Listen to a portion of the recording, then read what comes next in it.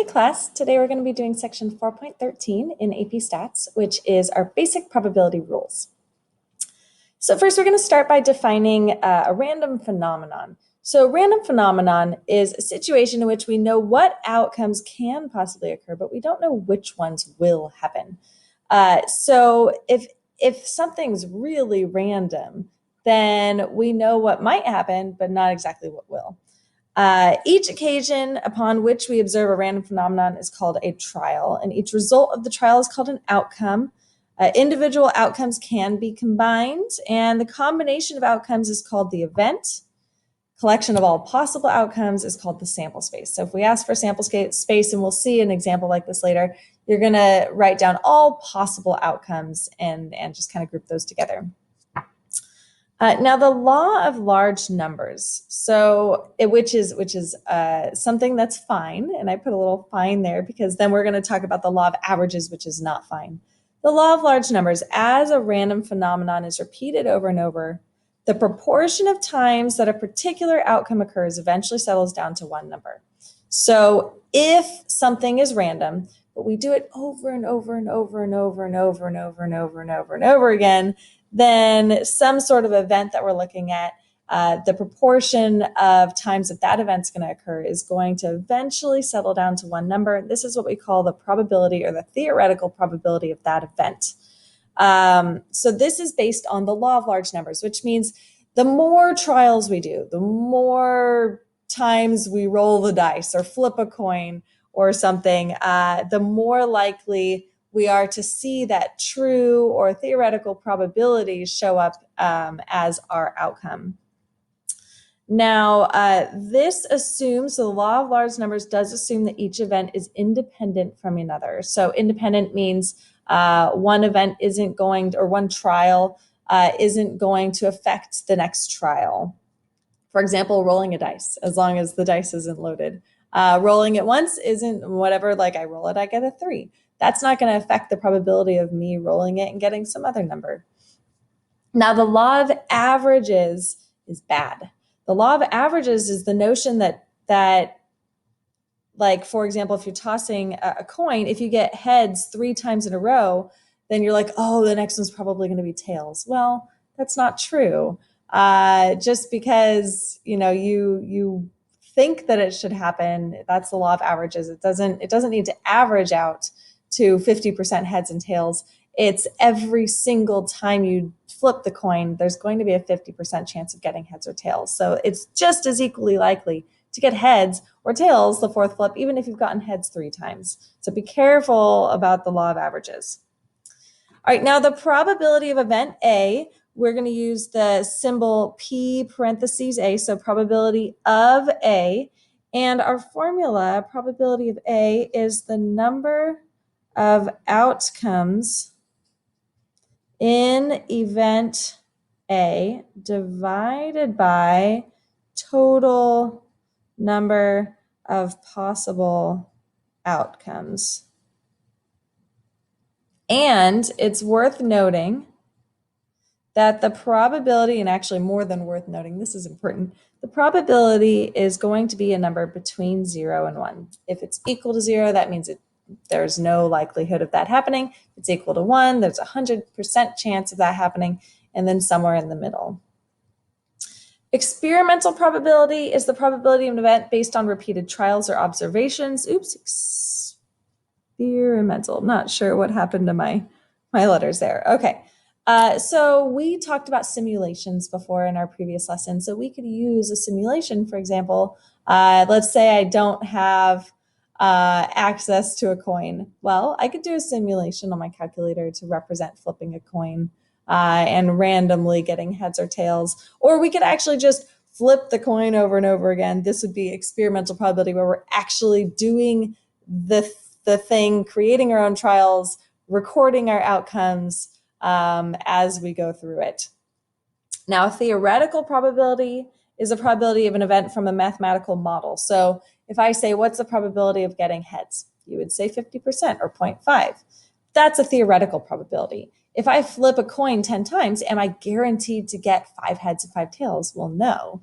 So that's called theoretical probability. Sometimes we call it the true probability.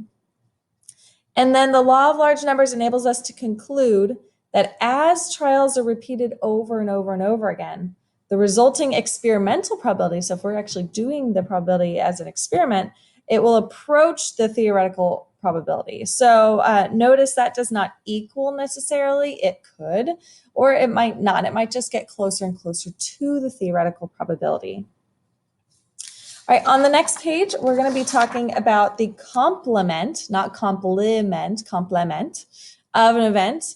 The set of outcomes that are not in sample space A of event A is called the complement of A. So we use the notation A with like a little prime, or it almost looks like a little 1 or a little tick mark, or we can use A and then a superscript of C. So you'll see both of these used in your text. I'll use both of them. All right, and then if the complement of A is anything that's not in our sample space of A, then the probability of A plus the probability of A complement would have to equal 1. So the probability that A happens plus the probability that A doesn't happen, it has to be 100%. And you can use this to kind of solve for each one if you're given one but not the other. So the probability of A would be 1 minus the probability of A complement. Similarly, the probability of A complement would be 1 minus the probability of A. So just kind of moving things around in that equation. All right, let's talk about addition and multiplication rules of probability. So the probability addition rule is used to compute the probability of the union of two events. So if you see the probability of event A or B, then we use the probability of A with a U for union, B. And the formula now, we have to be careful. Some people say that the probability of A or B is simply the probability of A plus the probability of B, but that's not it. And in class, what I like to do is I like to say, okay, students, stand up if you're wearing a black shirt. And some of the students stand up. Then I have them sit down. I say, stand up if you're wearing blue pants. And some of the students stand up. Well, then I say, stand up if you're wearing black shirt or blue pants. And so if we count all the people with black shirts and all the people with blue pants, and we simply add them together, it's not necessarily going to be the same as if I say, everyone stand up if you have a black shirt or blue pants, because people who are wearing both a black shirt and blue pants would be standing, but they don't count as two separate people. So you're double counting them if all you're doing is adding the probabilities together. Students ask me in class to go over this again if it's a little confusing. So what we need to do is we need to subtract the probability of A and B. So we need to subtract the students who are wearing both black shirts and blue pants, not because we're not counting them, but because we don't want to count them twice. So that, and this is on your formula sheet for AP Stats. So you don't need to memorize this, you just need to know how to use it. Now, if the events are mutually exclusive, then the probability of A and B would equal 0. So that upside down U is our and piece. Another term for this is mutually exclusive. So if those are mutually exclusive events, then, for example, to continue with our blue pants, black shirt scenario, there would be no students with black shirts and blue pants. That would make those two events mutually exclusive in my classroom. So it means they share no outcomes. This here, I drew a couple diagrams here. So this part in the middle is the probability of A and B. So for example, if A was black shirts, B was blue pants, then there are going to be some students that have both. They would be in the middle there. If they don't overlap, there's nothing in the middle. There's no overlapping between events A and B, then those are disjoint or mutually exclusive events. All right, so that means the probability of A and B would be 0. So if we go back to our equation, we would end up with just the probability of A plus the probability of B minus 0, so it wouldn't be there, but only if they're mutually exclusive, only if that's not there. All right, let's look at the AND rule. So the multiplication rule. is used to compute the probability of the intersection of multiple events. The probability of event A and event B is denoted as the probability of A with an upside down U and B. I always remember it by, I can do this, that upside down U thing, I can make it an A for and. So that's how I remember which one is for the and which one's for the or. All right, and our formula is probability of A and B is the probability of A times the probability of B, but it's super, super, super important. This is only if A and B are independent. If they are not independent, there's another formula that we're going to use later with conditional probabilities, which is on your formula sheet. This one is not on your formula sheet because it doesn't work for everything. It only works for independent events. Events are independent when the occurrence of one does not impact the probability of the other event happening. So this is very different than mutually exclusive. It's simply that the probability of one event doesn't, or like if event A happens, it's not going to change the probability of event B happening.